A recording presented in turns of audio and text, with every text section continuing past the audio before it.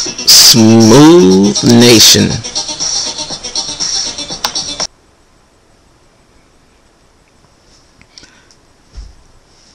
My biggest thing is I was talking to someone today, and there was a discussion about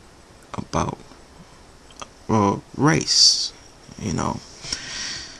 and what brought on this discussion is, earlier today, I caught myself going out and going to a place that was pretty much predominantly white.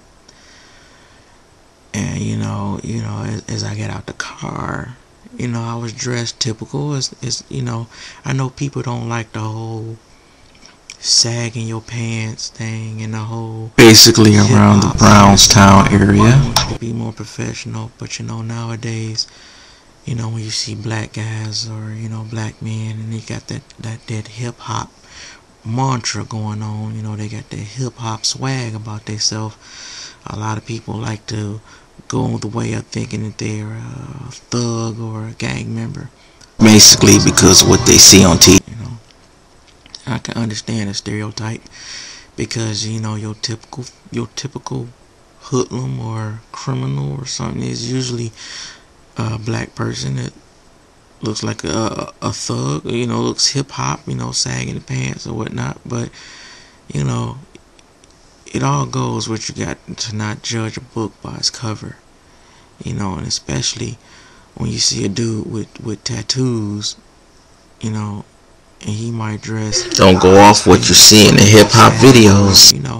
I've been dressing like that since I can remember. Since I had my pants up to my waist. That's just not my swag. When I go out, I usually have sagging pants and hip hop. I wear a cap most of the places. You know what I'm saying? I step out too.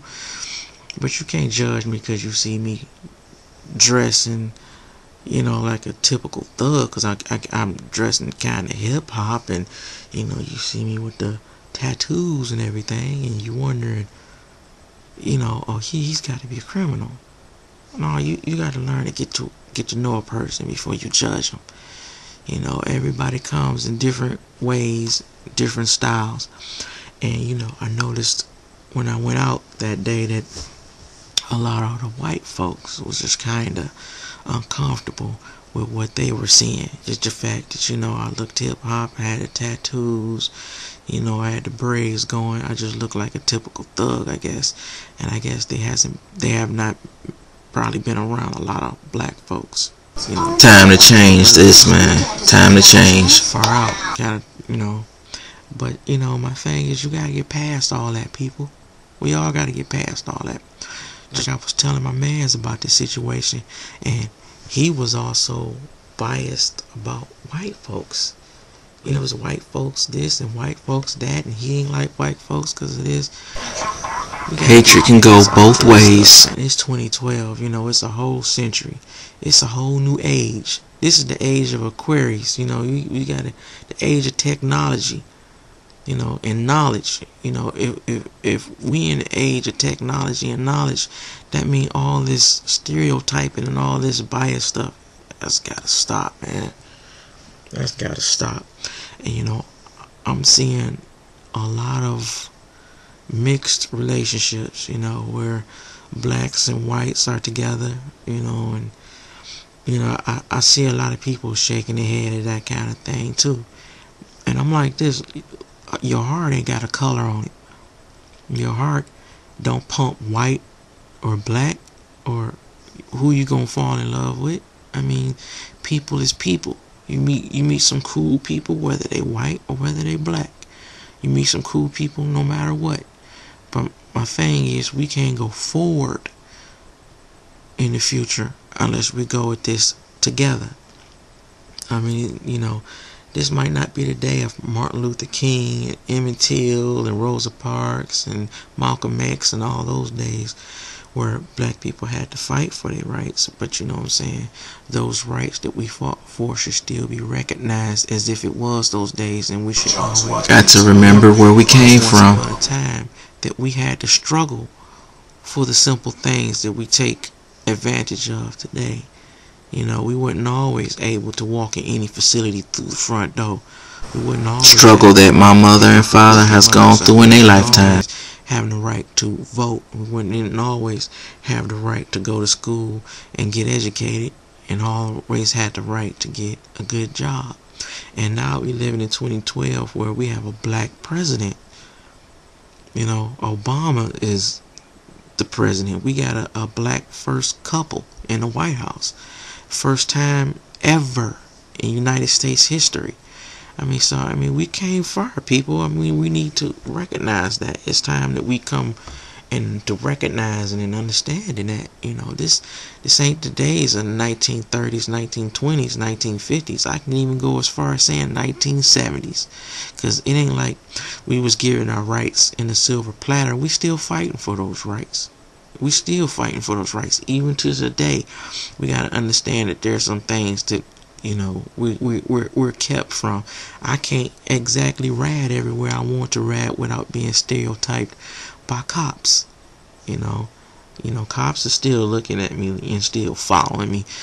Last month, my stepdad went out to go to buy some milk and eggs or whatever to the store, and you know, he was followed from the store all the way back to the crib. Even when he parked his car to go inside the store, the cop parked across the street, waited for him to come out, drive, and the cop basically followed him all the way home. Like, when will this change? When will it change? Why you gotta make sure he live out here? I mean, he don't have the right, even if he want to shop 300 miles from his home, he can't do that. I mean, this is America. It's supposed to be the United States. It's supposed to be a freedom. Over 3,000 people died on 9/11 because of one man's belief.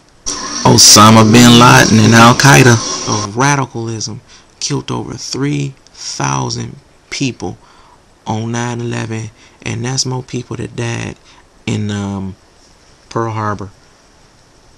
I mean, so you know, it's time we recognize it. This a new age, people. This a new time. It's time for us to come together. Whether who you love or why you love that person or whatever, white, black, Mexican, Puerto Rican. You know, it's time to stop reading a book by its cover. So whoever the person is or whatever race they is, so what, y'all? We can't move forward if we don't move together. You know, and like they saying, they building up downtown. I'm glad they building up downtown, but they not just building up downtown for black folks. Just because you see white folks coming in downtown, you can't say we throwing away the city. If you look at major cities like Chicago and New York, and you go downtown in their metropolitan areas, they're not just one race down there. It's our time to be considered a major city down there. It's not just Chinese. It's a mixture of all races down there. And that's the same thing for New York. If we want to turn Detroit into a major city like we used to have before, the suburbs and the city gotta work together. Whites and blacks gotta work together. We all gotta come together for this thing. And my thing is, we need to stop hating each other and start working together. You know, that's basically my thoughts on this whole thing. And I'm out. Thank you for watching. God bless.